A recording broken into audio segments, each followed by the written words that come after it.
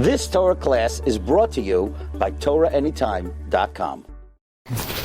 This is our first stop here in the cemetery in Amsterdam, and it's really a great privilege to be at the grave, at the Kever, of one of the all-time great personalities in the Jewish people.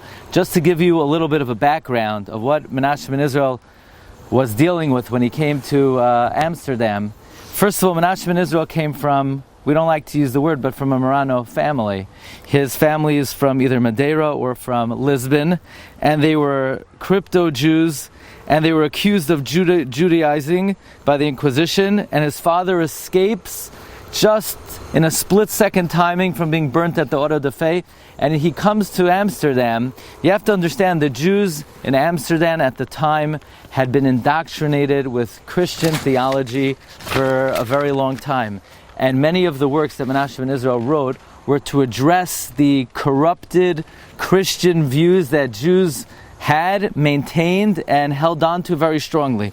So Menashe ben Israel wrote a sefer called Nishmas Chaim.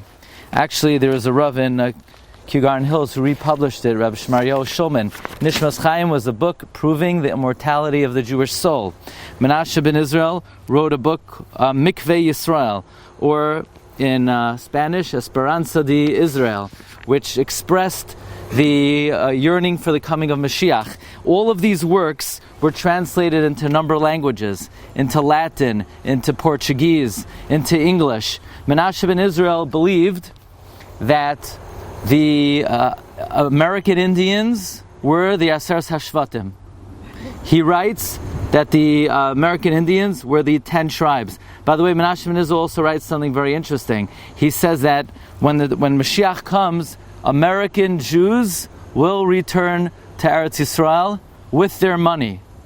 With their money, he says. So, but some say American Jews refers to the Jews of Central America. He doesn't have any predictions of the Jews of Borough Park and Flatbush. He writes a book, Pnei Rabbah, an index of the Medrash Rabbah. He writes a book, Tzuas Yisrael. He writes a book, Conciliador. So I have the title page over here, Conciliador, reconciled all of the difficult passages in the Tanakh.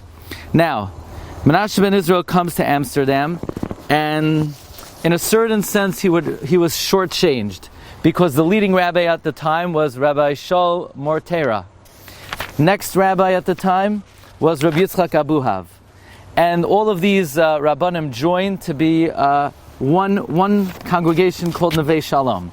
Now, if you have one congregation and 3 salaries, it does not leave a lot of money for the assistant rabbi, which was the position that was offered to Menashe ben Israel. So he figures he can't support himself.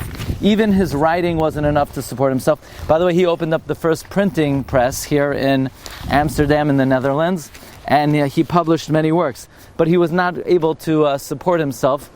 In all likelihood, he was shafted to this position because the community did not like the books he was writing, which were trying to weed out these Christian views that they so strongly held. Anyway, Menashe ben Israel was about to settle in the New World, in Brazil. Just as he's about to settle in Brazil, Yitzchak Abuhav is offered the rabbinate in Brazil, which frees up the assistant rabbi job here in Amsterdam, which was given to Menashe ben Israel. Now, he believed very strongly that in order for Mashiach to come, Jews need to be exiled to all 4 corners of the world, to all the extremities of the world. The furthest extremity Menashe ben Israel believed that was possible was England. And therefore he held that until the Jews are readmitted to England, the Mashiach could not come. And therefore, in that context, Menashe ben Israel traveled to England. He had audience with Oliver Cromwell, and he petitioned for the return of the Jewish people to England.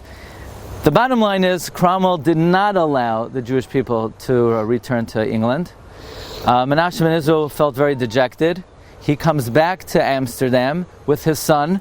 Nebuch, his son, passes away in this area on the 2nd day of Rosh Hashanah, all likelihood buried right here.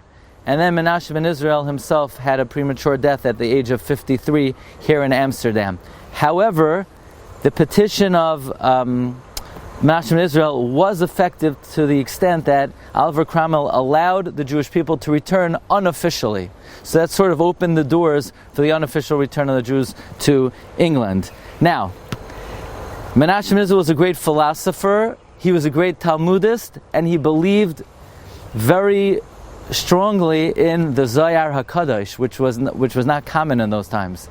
So he was a synthesis of Emunah in Talmud Bavli and in the Zohar HaKadosh. He writes about Gilgulim, so it was not common for a Portuguese philosopher to believe in the Tairas HaGilgal. And again, the Sefer Nishmas Chaim is a sefer about the immortality of the Jewish soul. So it's a great zchus to be here at his Kever, the man who began to pave the way for Portuguese Jews to come back to traditional Jewish beliefs. Zechusa Yagin Olenu V'al Kol Yisrael. Amen. You've just experienced another Torah class brought to you by TorahAnytime.com.